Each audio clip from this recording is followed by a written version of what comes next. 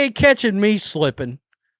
You better believe I don't trust a damn thing that's going to come out of these people's mouths.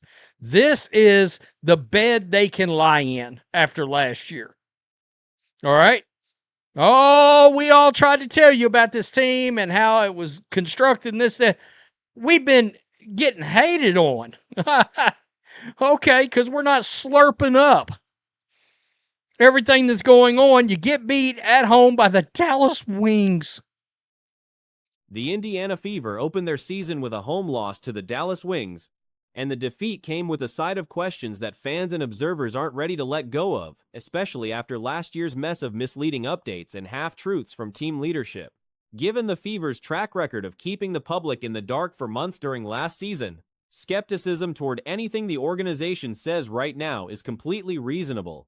The front office, the coaching staff, the GM, none of them have earned much goodwill in the trust department. What made the opener worse wasn't just the scoreline. The Dallas Wings won, 10 games last year? Whatever it was, you get beat at home.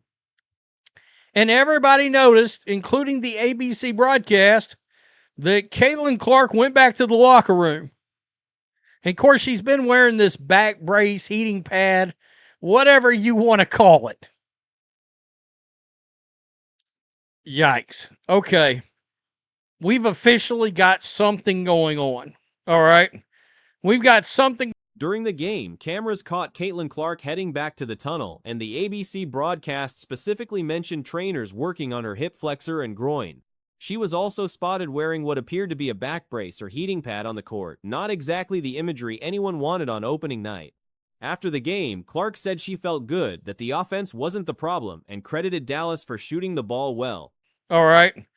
We've got something going on. What it is exactly, hell, nobody knows. Caitlin Clark on the loss after the game. Yeah, I feel good. Started off a little slow, I think. Just the anxiety of the first game, trying to work through that. But overall, I felt good. Felt fast out there. Felt like I was literally a couple buckets away from putting together a really, really good game and helping us win. But our offense is obviously not the issue. We're perfectly fine on offense. She also noted the locker room stayed positive following the loss. That last part raised eyebrows. A positive locker room after dropping the first game of the season at home to a team that won around 10 games last year isn't the reaction that signals a squad ready to compete.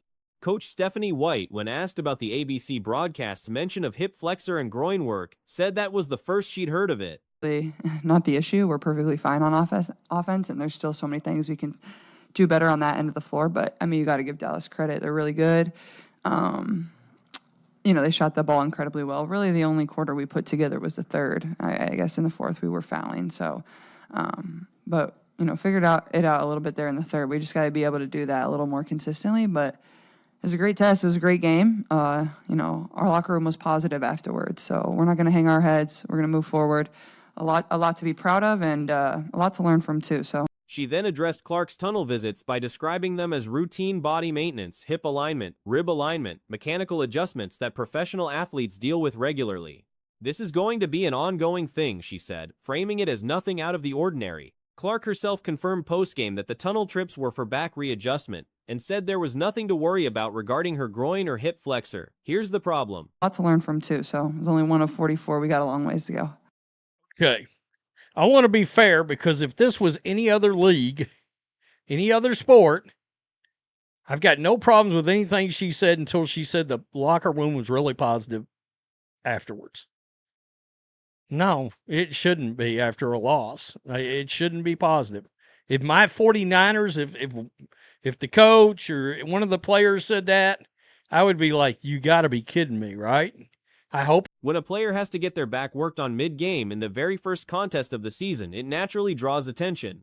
Back issues showing up this early and apparently severely enough to require in-game attention aren't something that gets brushed off easily, especially when the previous season was largely derailed by injury. The comparisons to how other sports handle injury, transparency, and how teams tend to downplay things behind the scenes make the situation harder to dismiss. It's not positive.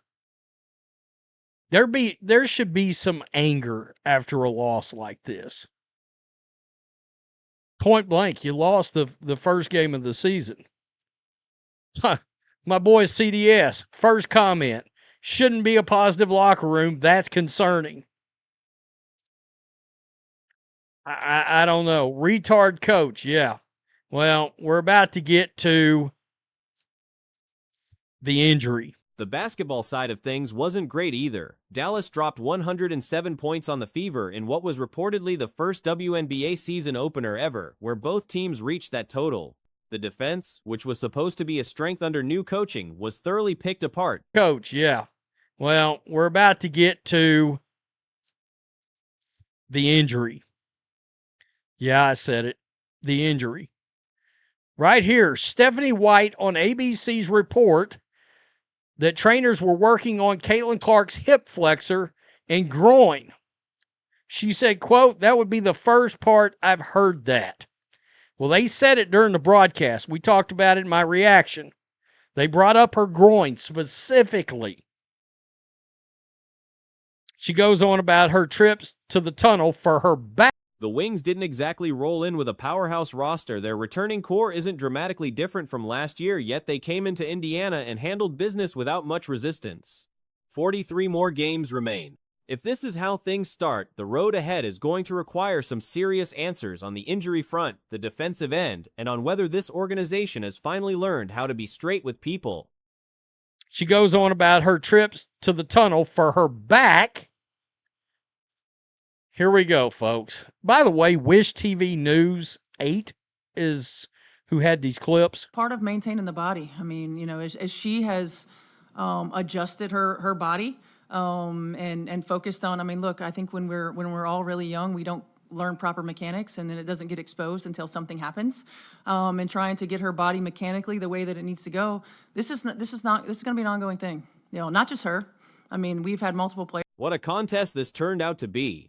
With under 2 minutes remaining, the scoreboard read 98-101, and the bigger story was unfolding off the court. Indiana Fever guard Caitlin Clark had been escorted to the locker room mid-game, visibly clutching her groin area. The situation looked serious from the moment it happened. WNBA referees look like they're on their BS again, bruh. I just got to be honest. There was a point in this game where Caitlin Clark did get into some foul trouble. Now, the score is 100-101. It's coming down to the wire. Let me see if I can blow this up here for you guys real quick. Caitlin Clark is currently sitting at 20 points. She is 7 of 17 from the field. Not a very good shooting game for Caitlin. 2 of 8 from 3. She made all of her free throws. Despite a sluggish opening stretch, Clark still managed to carve out a piece of history during the contest. She became the quickest player ever to reach 1,000 career points among all point guards in league history, a remarkable achievement buried beneath the night's chaos. Through 3 quarters, Clark had tallied 16 points, 4 rebounds, and 5 assists. 2 of 8 from 3. She made all of her free throws. It's 1 minute and 32 left in this game, but this injury has to be talked about. Just like I stated, Caitlin Clark definitely looked like she suffered an injury in this game. Going up against the Dallas Wings, Paige Beckers looked good. I got to give credit to where credit is due. The defense went to shambles in the whole first half of the game, and I don't know. You know what I'm saying? I don't know what is happening. Foul trouble crept in during those stretches, with officiating that drew heavy scrutiny from observers watching closely. By the time the final minutes ticked down, her stat line sat at 20 points on 7 of 1-7 shooting, 2 of 8 from beyond the arc, and a perfect night from the free throw line. On the other side, Dallas Wings guard Paige Buchers put together an impressive showing, giving the Fever defense all kinds of problems throughout. The whole first half of the game, and I don't know. You know what I'm saying? I don't know what is happening with Stephanie White. She's supposed to be a damn defensive coach, and we're not seeing defensive showdowns. She's supposed to be this big defensive guru, and we're just not seeing it. I have to be honest here, bro. We're not seeing a defensive performance as a team from the Indiana Fever that I will be comfortable in seeing. Now, there was a lot of points in this game where Caitlin Clark That defense, in fact, was the central disaster of the evening. The Fever surrendered points in bunches during the entire first half, looking nothing like a squad with any sort of defensive identity. Indiana shot 53% from the field overall, but only 30% from three as a team, and they turned the ball over 14 times while collecting just 28 rebounds, still giving up 27 of their own on the other end. Where Caitlin Clark, just like I stated, the referees is doing what they do. You feel me? Doing what they do. And that is plays like this. Look at this, y'all. Plays like this. Let me get it pulled up here. Look at this damn play. Look at. Now, is that Alicia Clark flopping? I don't really know who. Look. The largest lead Indiana held at any point in the game was a mere 4 points. Holly Rowe reported during the broadcast that Clark had been lying on a trainer's table getting worked on by team staff before returning to the bench. Walking back, she was adjusting something along her right leg and eventually wrapped her lower back before settling in next to teammate Lexi Hull. Now, is that Alicia Clark flopping? I don't really know who. Look at Caitlin. Can't believe she just flopped on her like that. Flopping all effing day. Look at this. Time after time again. Caitlin Clark was balling, though, bro. It's definitely balling. But I'm trying to get to the injury because she definitely suffered some type of tweak, some type of something, man. It's 103 to 100. Just before checking back into the game at the 1:17 mark of the third quarter, she stripped off the wrap at the last moment and handed it to staff, then promptly pushed the ball up the floor. The closing minutes were wild. Jessica Shepard missed a critical free throw. Some type of tweak, some type of something, man. It's 103 to 100 right now in the game. Let me get this pulled up for you guys real quick. It's the final couple of minutes of the game, man. Just what the hell, bro? 57 seconds left. The Fever down by 3.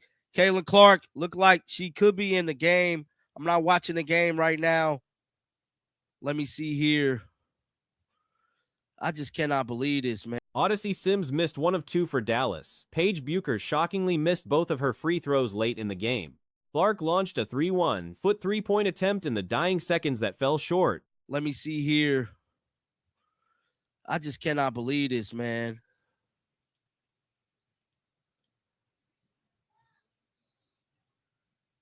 I just cannot believe this, man. Something else that we got to talk about in this one is that it don't look like the stadium was fully sold out. I just got to be honest. Let me pull up Elevin DR because she said something at the beginning part of this game that I had retweeted, and it definitely. Oh, Caitlin Clark came. A defensive rebound sealed it for Dallas. Final score, Wings over Fever. With Clark's health now uncertain heading into the next game, questions swirl around how available she will be going forward. 105.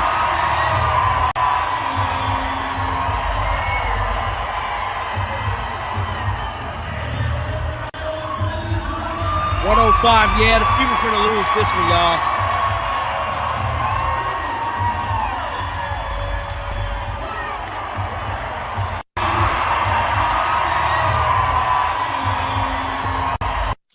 Yep, look like the Fever is about to fall victim. Stephanie White is to blame.